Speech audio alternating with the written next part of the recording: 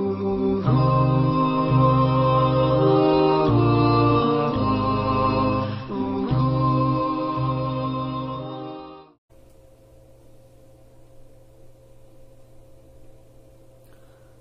অনেক কাজ, তারপরেও আপনাদেরকে ভালোবাসি, যার কারণে কাজের পাশাপাশি চেষ্টা করি কিছু কিছু ভিডিও আপনাদেরকে উপহার দেওয়া, যার কারণে এই মুহূর্তে কিছু কথা বলার চেষ্টা করব। আশা করি কথাগুলো আপনাদের কাজে আসবে।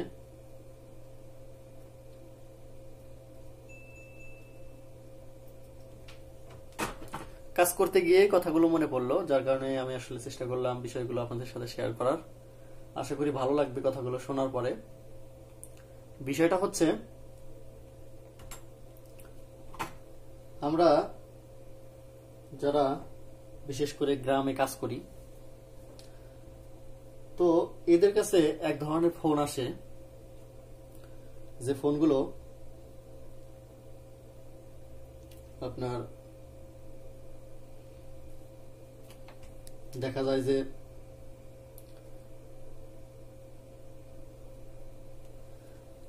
এই সমস্যাগুলো আপনারা পেয়েছেন অলরেডি, আপনারা বিষয়টা খেয়াল করেছেন যে ফোনগুলো যে আসে সেগুলো হচ্ছে, অনেক কাস্টমার আসছে আমাদের কাছে যে ভাই ফোনটা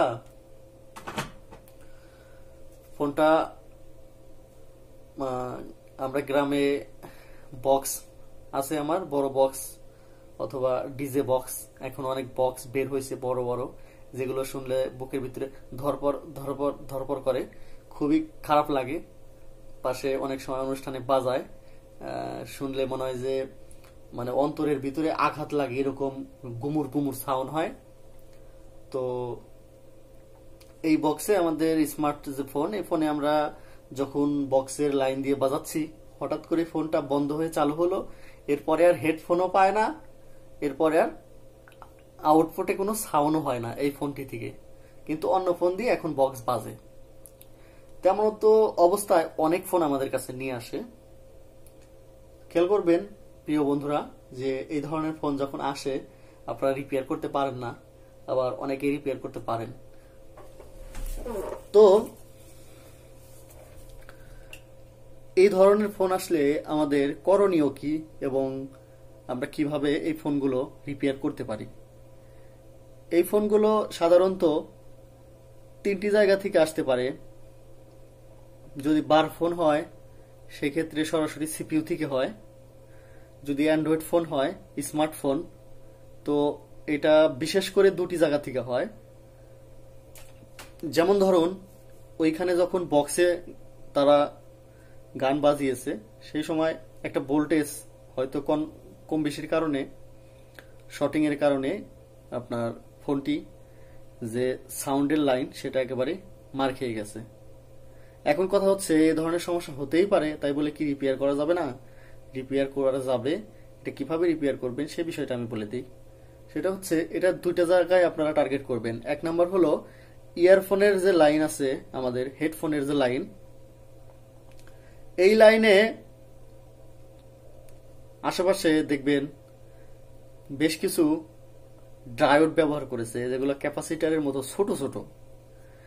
এগুলো শর্টিং হয়ে যায় যখন আপনার হেডফোন থেকে এই ধরনের সমস্যা হয়। দেখবেন যখন আপনারা কোনো ভিডিও প্লে করছেন অথবা অডিও প্লে করছেন, সে সময় দেখবেন যে সুম সুম এরকম একটা সাউন্ড হয়, কিন্তু কোনো গানও আসে না, কোনো সাউন্ডও আসে না, বা কোনো মাইকের কোনো আওয়াজ পাওয়া যায় না। দেখা যায় কিছু কিছু সময় অডিও লাইন একেবারে মিসিং হয়ে যায়। সেটা ইয়ার মানে কানের যে স্পিকার সেটা হোক, অথবা আমাদের মিডিয়া প্লেয়ারের যে বড় স্পিকার সেটা হোক, দুটাই সমস্যা হয় অনেক সময়।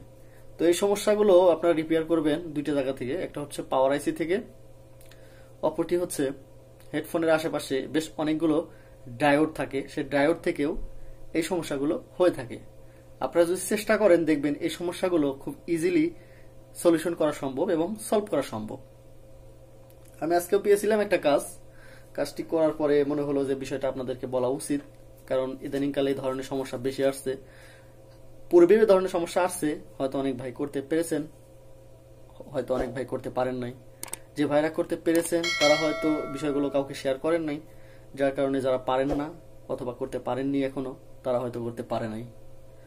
এইটাই তো সিস্টেম। দেখুন, আমাদের এই কাজের যে আমরা সার্ভিসিং এর কাজগুলো করি, এই সার্ভিসিং এর কাজের যে ধারা, এই ধারা আসলে আমাদের মূলত কেউ কাউকে হেল্প করতে চায় না। হেল্প করতে চায় না এই জন্য হয়তো সে ভাবে যে আমি যদি ওনাকে হেল্প করি তাহলে দেখা যাবে যে আমি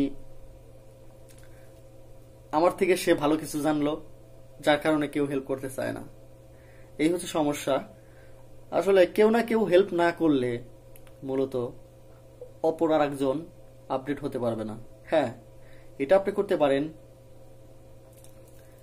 আপনি যে হেল্পটা করলেন তার চেয়ে নতুন কিছু আপডেট আপনার জ্ঞানে রাখতে হবে এবং আপনাকে জানার চেষ্টা করতে হবে। তাহলে কি হবে, আপনি ওই যে মনের ভিতরে হালকা একটু ব্যাপার রাখলেন যে আমি আমার এই জ্ঞানটা যদি অন্যকে দিয়ে দেই তাহলে আসলে কি সে আমার মতো হতে পারবে কিনা। এখানে অনেক বিষয় থাকে, যেমন আসলে আপনার মতো তার মাইন্ডও না, তার মনও না, তার স্মৃতিশক্তিও না, যার কারণে সে আপনার মতো আসলে হতে পারবে না।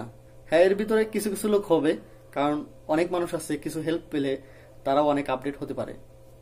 আবার যারা আপনারা সহযোগিতা নেবেন তাদেরকেও বলি, সহযোগিতার একটা মাত্রা আছে।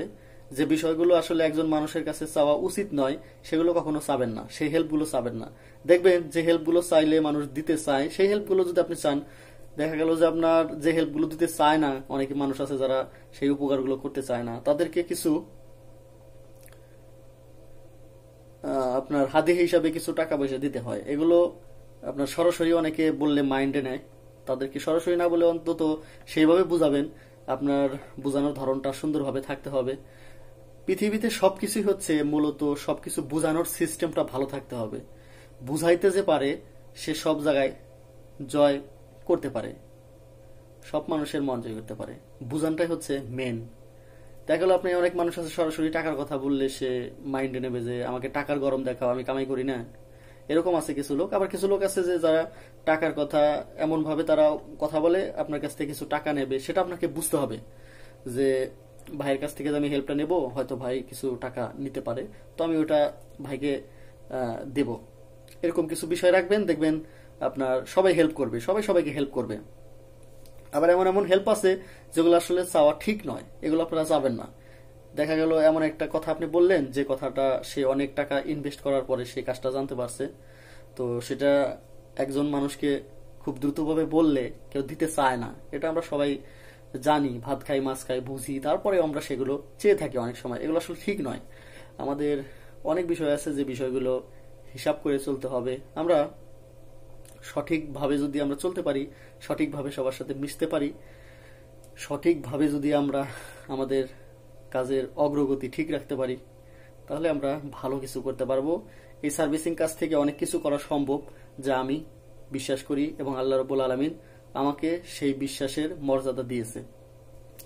যাই হোক, অনেক কথা বললাম আজকে, কোনো কাজ দেখাইনি। কাজের পাশাপাশি আপনাদের কিছু কথাবার্তা বলারও চেষ্টা করে থাকি, যেগুলো থেকে আপনারা অনেক টেকনিশিয়ান ভাই আছেন, মনের ভিতরে সাহস পান এবং আপনারা এই কথাগুলো শোনার পরে কাজের প্রতি আরো বিশ্বাস আপনাদের তৈরি হয়, যার কারণে আমি কথাগুলো আপনাদের সামনে উপস্থাপনা করার চেষ্টা করলাম। সবাই ভালো থাকবেন, সুস্থ থাকবেন, সবাই সবার জন্য দোয়া করবেন, আমিও আপনাদের জন্য দোয়া করি। সবাই আমার চ্যানেলের সাথেই থাকবেন, চেষ্টা করব আপনাদেরকে ভালো ভালো বিষয়গুলো উপস্থাপনা করার। আসসালামু আলাইকুম ওয়া রাহমাতুল্লাহি ওয়া বারাকাতুহু। আল্লাহ হাফেজ।